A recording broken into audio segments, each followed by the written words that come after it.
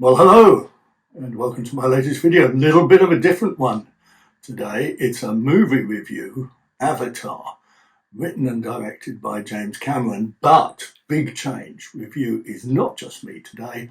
I'm with my son Joel, who you've heard mention of in many of my reviews before, and we went to see it a couple of nights ago, and we thought we'd talk about it together. So let's start, Joel. Let's imagine, that we didn't see the first Avatar. Just give me a quick synopsis. What is this film about? The first Avatar is a load of scientists and army people find this moon with a load of resources, and they want to sort of plunder it. So they go there, and then one of the Marines ends up sort of falling in love with a native alien woman. These are the blue people, is that right? Those are the aliens. The aliens, okay. They look quite human though, don't they? Humanoid. And they've got two eyes, nose, 2 ears. Yeah, well, you don't want to make it too difficult for the animators. No. Okay. But animators? What? So it's a cartoon then? Well, it's performance capture. Performance capture. Revolutionary. Okay. You might have to explain that later. But anyway, okay. So it's not a cartoon. So the point is, and this Marine, he falls in love with a native, and he joins forces with them against the humans who are trying to sort of, ransack this paradise world, and he joins forces with them, and at the end of the film he decides he wants to stay as a blue person because he can make himself into a blue person, he can make himself into an avatar. Okay. How does he do that? That's a scientific method. They lay in a special bed, I think, if I remember correctly. Always works. And he can project his consciousness into a blue person. Okay. And saves the day, kills the evil colonel who wants to, murder all the aliens and take all their resources. Okay, we're still talking about the first film now. So this is all the first one. We kind of get to the second one. This is all the first one. Yeah. All right. So that's how the first one finishes. He falls in love. Did we? Hang on a minute. We both saw the first film, didn't we? And this was what? It's about 13 years ago. So you were what? About eight or 9. Okay, and I was. Well, that doesn't matter. Did we like it? It was my favourite film at the time. Was it? I remember thinking Avatar is great, and I think it's because it's designed for people my age. I think that kids. Yeah, kids and young teenagers. Okay, so let's get on to the second film. Moving on. Okay. So I didn't see the. Let's assume that I didn't see the first film. Obviously, I did see the first film because I said, we saw it together. But let's assume I didn't see the first film. Would I know what was going on in the second film? Maybe not the minutiae, but it's not a complicated story. Okay. We might get onto that a bit later on. Okay. All right. So what happens in the second film? So in the second one, synopsis, non-spoiler synopsis. I don't think we need to worry about spoilers. I mean, you can't spoil this film. Okay. Spoiler alert. I'm going to spoil the whole film. Right. Jake Sully, main character of the first one. He's now older. He has alien children now. He has a family. Are they half alien and half human? Are they a bit like Mr. Spock? I wouldn't say they're half and half because they're tall, they're blue. They have tails. They're aliens, but I didn't quite get the tails bit. We might. The aliens have 3 fingers and a thumb, right? But he has 4 fingers and a thumb. So his kids all have 4 fingers, and that makes them different. Right. Yeah. Okay. Yeah. And so he's got kids now. He's got a family, but the humans come back again because they want to plunder the planet again. Mm-hmm. And Jake is causing a nuisance because he's sort of, he's running a sort of guerrilla campaign against the humans. He's stealing their resources, and so the baddie, who is the same bad guy from the first one, who is now also an avatar, he has a personal vendetta because his human form was killed by Jake. So he goes, right, I want to either catch or kill him. I wasn't quite sure what he wanted to do.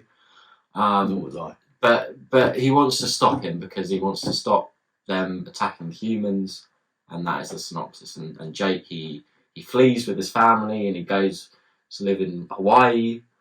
Hawaii, space Hawaii with Okay, so this is where the water comes in, isn't it? Because it's Avatar, the way of water. So what he says is, or I don't know if he actually says this, but he says we have to go to the reef people. Yeah, doesn't he? So they go to where it's a kind of tropical island thing. That there's reefs, and then there are kind of Avatar there people, but they're not quite blue, are they? They're sort of green. They're a bit light. They're a bit kind of turquoise. Yeah, sort of cerise. Yeah. Right. So they're kind of greeny blue. And they have and Sully and his family, they're not really welcome there at first, are they? Because they say to him, "You're jungle people," or whatever the word is. Is it jungle people? You're forest people. Forest people. And we're water people, and so they're not very welcoming to him. But he persuades them. I can't remember quite how he does that, but I mean, he's running away from the baddies, isn't he? He's kind of fleeing. Yeah. So he thinks if I go to the water people, they'll save me. But in fact, they'll all get killed by the baddies. I mean, it's not quite. No. It's not a bulletproof plot. No, okay. No, right. There's some idea there of what's going on. Right. But he goes to this water village and he's not quite accepted at first. No. But in the first one, when he first becomes an Avatar, he's not quite accepted and he has to sort of prove himself. And in this one, he's got to do all that again because these are new people and they don't really accept him. So he's always got to, he's got to prove himself. I think we ought to say that this film is what is it, 7 hours long? 7 hours. 7 hours, okay. Including credits. Okay, so there's like 2 hours of this kind of build-up. And then they end up in Hawaii, right, with the water people. And then, to my mind, it goes all kind of David Attenborough Blue Planet, right? It goes all sort of Blue Lagoon. Now, you're not old enough to remember this, but there was a very famous film called Blue Lagoon where these two kind of teenagers, a boy and a girl. Brooke Shields. Brooke Shields, right, and a lad, I can't remember his name. Anyway, and they're kind of half naked on this island, and then they kind of get together. But it's all kind of lovey-dovey and so on. So that's what happens in this film for about an hour and a half. Yeah, right? It's the They're kind of gambling through the water like this, and there are sea creatures that they kind of jump on, and then they swim. And the kids bond, don't they? So there's a girl who bonds with a boy, big surprise, and then there's a boy who bonds with one of the water people girls, again, big surprise. And then of course there's like a kind of teenage boy fight, isn't it? Because the water boys take the piss out of the forest girls, and then there's a big punch up and so forth. And you've got the bullies. It all gets a bit Lord of the Flies, doesn't it? You've got the bullies who aren't accepting of Jake's kids, and they pick on him and they trick him, but then they sort of grow to become mates, like buds, and they're kind of buddies, and he's trying to get with their sister, so there's tension there. Right. And it's a bit of a sort of, it's a soap opera for the middle bit. Right. Because you've got this big threat, but it comes down to they're just trying to fit in, they're trying to make friends. Okay, so while they're all kind of having fun in the water and climbing up pine trees and doing all this kind of thing, meanwhile, the baddies, right, or the humans, although some of them are kind of Avatar-ish, right, who are commanded by this general, played, and I'm sure you recognise this, Edie Falco from The Sopranos. Oh, I don't know who it is. Tony Soprano's wife in The Sopranos, anyway. So she's like the Supreme General. But the big Marine, the big tough guy Marine who wants to get Jake Sully, okay, so he's got a gang of his Marines, and they're all kind of tough guys with big muscles and so forth. And they're searching for Jake Sully, aren't they? Who's hiding amongst them. That's their plot. They're trying to find Jake. And so, of course, one of Jake Sully's sons, is it the younger son? Yeah. He bonds with a kind of sea monster called, can you remember? I have no idea. No idea. Anyway, it's a kind of sea monster. Big whale. Is it like a big whale? That's right. It's a whale. And this whale is an outcast. Yeah. For something. I'm not quite sure why. But anyway, the younger son bonds with this whale. But then the baddies all come in and they do this big kind of Moby Dick whale thing where they have to capture one of these whales with a harpoon. Yeah. And so what the baddie thinks, the chief baddie, the marine with the big muscles, he thinks, right, well, we'll trick Jake Sully into rescuing the whale, and then we'll capture Jake. Did I get it? Yeah? Okay, I got that bit. So that happens. Now then, it becomes this big battle, doesn't it? Because the baddies come in, and then Jake Sully and the water people, because the water people now have decided that they have to defend Jake Sully and his family, because they've all they've grown to love. They've grown to love each other. He's one of them. He's one of them. Yeah, it's all kind of. It's quite nice, really. It's very wholesome. Yeah, they've been accepted into this strange society. I mean, it's a kind of alien, but they're aliens. Does that make sense? Yes. So, and then, now this to me, right, because I've got to say this, right, I thought the film was shite, right? I hated it. Absolutely. So this is your actual review. This is where we get the review. This is where we get to the review, right? I thought it was boring beyond belief, right? I thought it would never end, right? But the last battle scene, I thought that was okay, right? I thought that was quite. And you normally hate the battles. Yeah, usually because it goes on for like 3 days or something. But I thought that the battle scene was okay. So, all right, I've said, I mean, that's my review. It's shite. It's absolute rubbish. So, Joel, you liked it, didn't you? So you say why I'm completely wrong and you are right. I don't think you're wrong. I liked it because, and these are the points I said when we first came out of it. I thought it was in the car. I thought it was very immersive. Yeah, in the water. All of it. You feel like you're on an alien planet. Right. You feel like these aliens are real. You know, you can grab them. They're CGI, but they feel like they're there. I think you forget while you're watching the film that it's not actually. These blue people aren't real. They don't actually exist. But I think. But you said they were really immersive, and you felt like they did exist. Yeah, that's what. No. I'm saying you suspend your disbelief. You suspend your disbelief. Right. It drags you into this world, and you think, right, I get it. I get these cultures. I get their relationship, the wildlife, and they have these different cultures and ways of life, and they have to bond with the animals, and they have religion because there's a sort of spiritual Mother Earth, Mother Nature, which can't pass me by. And so I thought that was a good job. I thought that did a good job. It pulled you in. I thought visually, it's great looking. It's you don't see what you see in Avatar. You don't see in other films in quite the same way, I think. And when I'm talking about the water stuff mainly, when I know you thought it was boring as sin, but when they're learning this sort of new society and they're learning to swim in the water, I think I'm looking at these aliens in the water, and you think, how do they do that? How is this filmed? Yeah, I'll agree with that. But I think. I mean, films these days, right? I mean, they are good in the sense that they're well made. Okay, they've got the technology down pat. This kind of motion capture. I mean, I'm looking at it and think, are these puppets? Is this kind of glorified Thunderbirds? And you're saying, no, Dad, it's motion capture. And it's really cleverly done. Performance capture. Performance capture, and you wouldn't.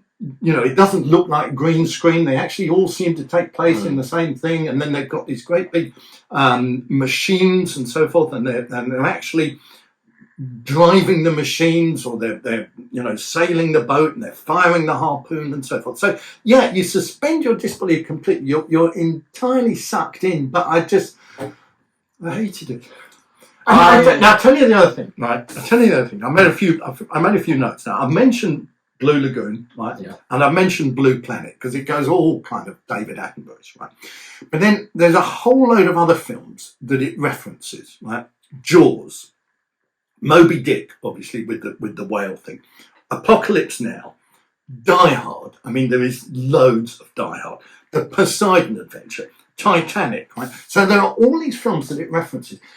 And one of the things I thought, all of these films, right, are much, much better than Die Hard, right? Than Avatar. Than Avatar, right? Die Hard is a brilliant film with tension. You know, there is.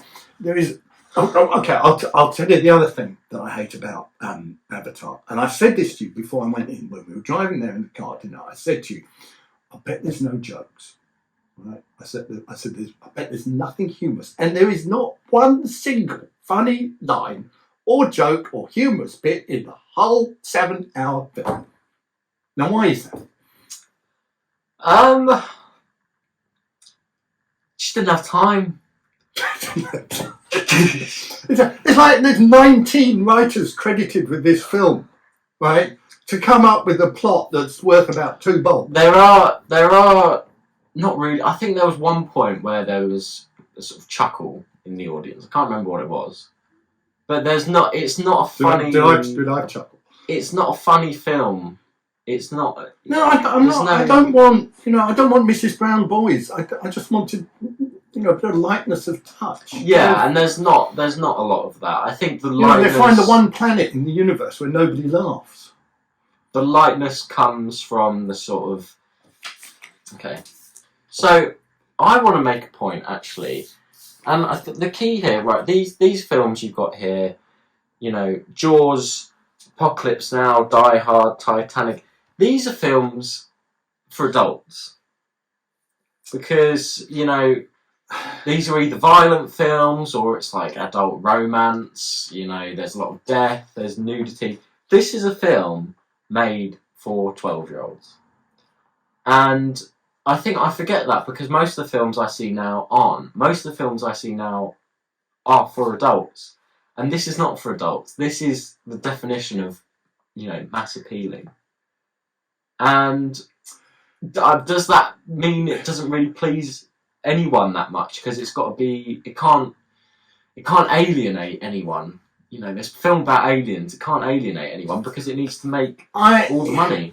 I hear what you're saying, and I think you make a very good point. But I would counter that by saying, Toy Story. Is that a kids' film? Sure. Yeah. Monsters Inc. Yeah. Is that a kids' film? Yeah. I loved Toy Story. Mm. I loved Monsters Inc. You watch them now that you're 22, you're man of the world student, and they're great films. And they're great films because they work on many levels. Yeah. Right. There is humour in there. There is adult themes. There is adult ideas, and I don't see why Avatar can't work on those levels as well. I don't see why it has to be such the lowest common denominator. I mean, the plot. I mean, let's face it. It is so basic. It is cowboys and Indians. It's goodies and baddies. But yeah, I mean, it's. You can't even describe it because there's nothing to it. There's nothing going on beneath the surface. Okay, there's a lot going on beneath the surface. They do a lot of swimming. Yeah, but they do, and then there's this kind of greeting card philosophy throughout it, and it's like the way of the water. The water surrounds us. The water is our life. The water is our death. I mean, even 12-year-olds are going to be cynical about that garbage. Seriously. And then at the end, when there's it goes all kind of new age, Glastonbury, crystals, burning incense, Earth Mother. I mean, all this kind of. You can't stand the spiritual. I have no side of it. I have no spiritual life, as you know. I think the thing with Avatar though is it all revolves around that because it's nature versus machine. That's what it boils down to. It's the army with their war machines and their guns and their technology against the people who just sort of wear rags and fly loincloths with no obvious genitalia. Yeah, and even the women, they have no breasts. Yeah, I mean, 12. I mean, 12-year-old boys want to see breasts. I mean, okay, it's a kids' film, but you know, all right. But let's get off that. That's inappropriate. But I noted down something which somebody said about the first Star Wars film, and it may even have been somebody who starred in it, who said, you can write this shit, but you can't say it. Okay. Now, some of the lines that these people come out with, you think, well, that might have looked good on the paper when James Cameron wrote it down, but when it comes out of their mouth, it just sounds like bollocks.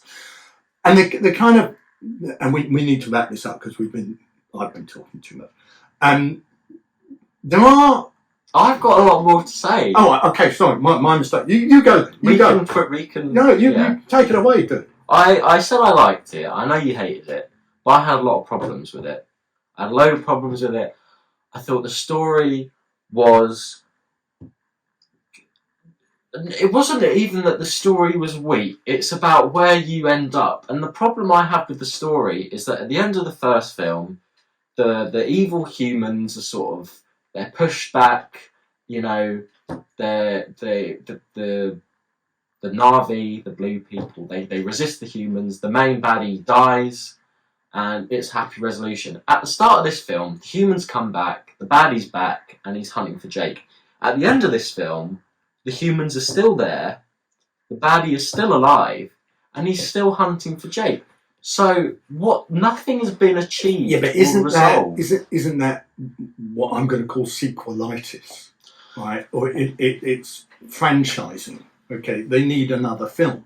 Okay, so how do you keep the story going? Well, the baddie is still alive, the goodie is still alive, so they can keep that quest, that hunt going. And they've had the forest film, they've had the water film. What comes after that? The space film, the Earth film. Who knows? Who knows where it could go? Who knows where James Cameron's imagination is going to take him next? But okay, all right. I'm going to say that there's actors in this film, aren't there? I mean, you wouldn't know. Arguably. Well, okay. Arguably, they're actors. And this is one of the things about the avatars. To me, they have no kind of discernible facial expression. I don't agree with that. And they all sound the same. Now, we spoke afterwards because I said to you, right, Kate Winslet, right, world record for holding her breath underwater. So I said, is Kate Winslet in this film?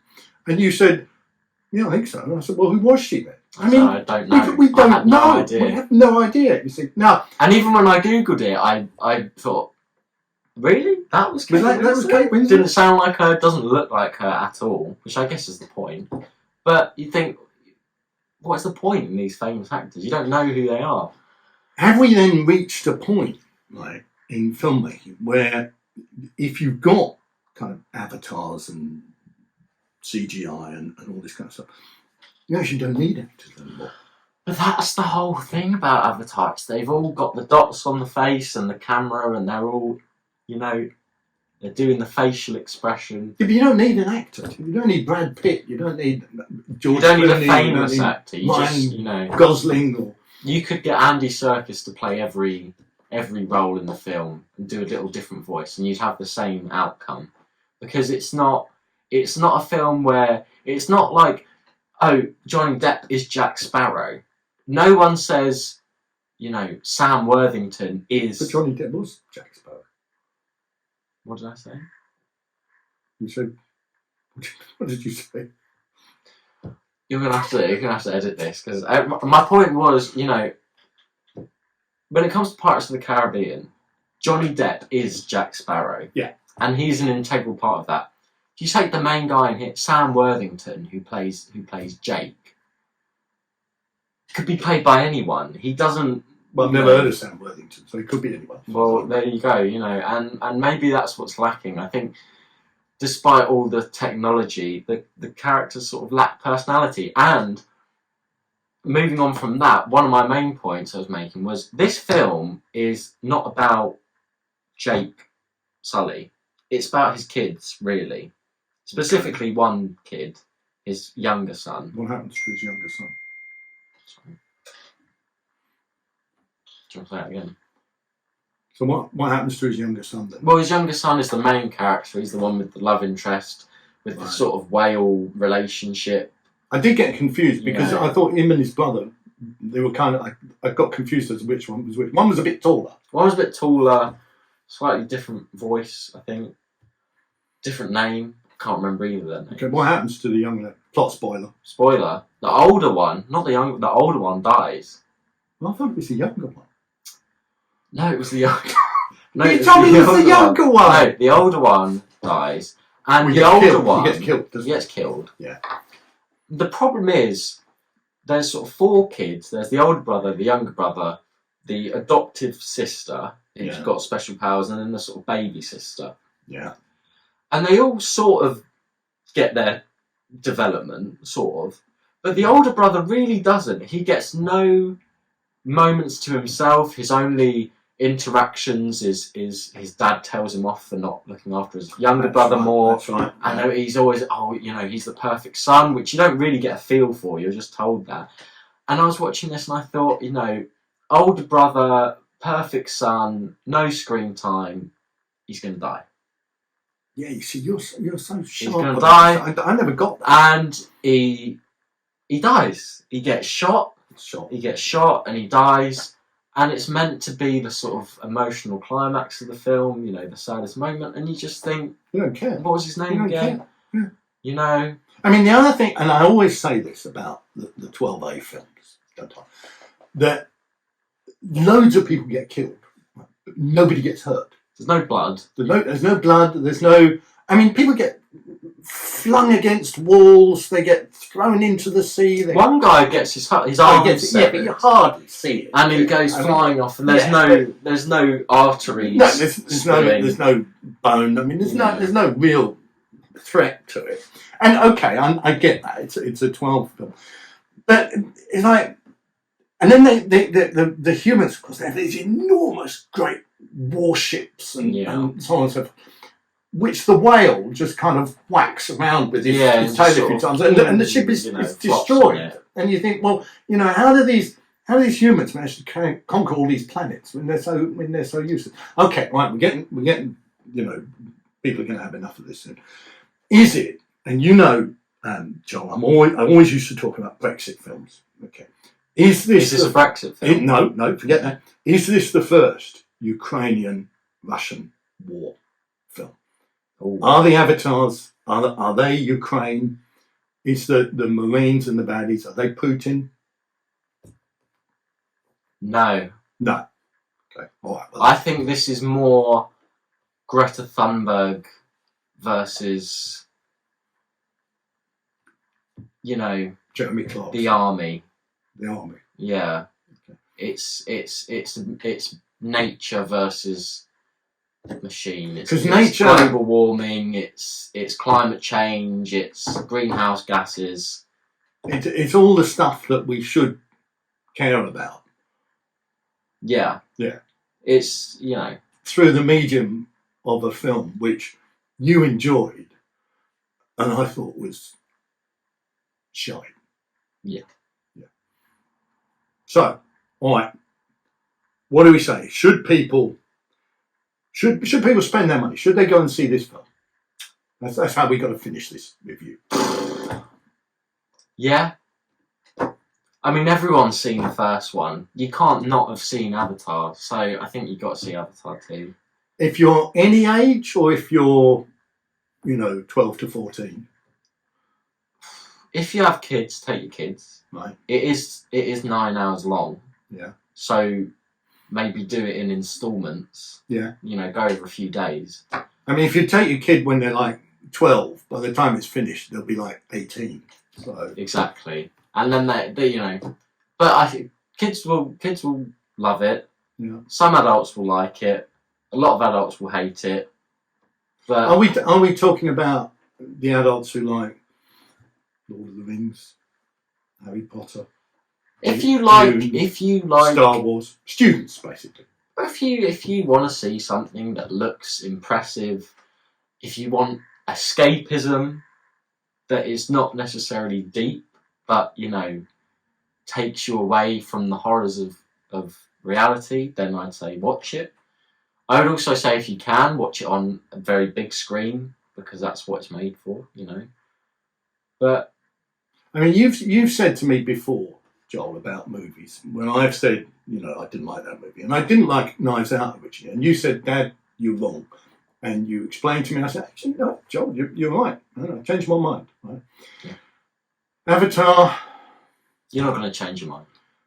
I would if it didn't have that kind of middle day and a half bit, because I just thought it got boring.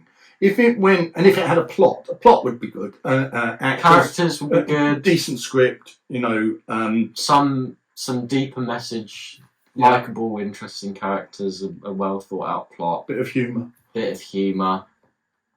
Just those minor details would really elevate this film. But as it is, it's what it is. I don't think anyone's expecting it to be anything else than what it is. I think you can't expect too much. Is that maybe my problem then? Expectations. Oh yeah, that's not praise. It's just acceptance. It doesn't let you down. It does what it says. It does what you want it to do on the tin. Yeah. So if you don't like Avatar, you were never going to like Avatar. I don't think I think if this film came with a good plot, it was never going to come with a good plot. It was never going to. That's never what it marketed itself as. I think you're right, Joel. I think you're right. Anyway, it's Christmas. If you want to see a decent film, Die Hard's all right, and it's probably on Christmas Eve, Christmas Day, Boxing Day. It's probably on every day, actually, streaming channel. Anyway, I want to say a big thank you to Joel for helping me out with this review and, in fact, doing most of the sensible comments. Thanks for watching. See you next time.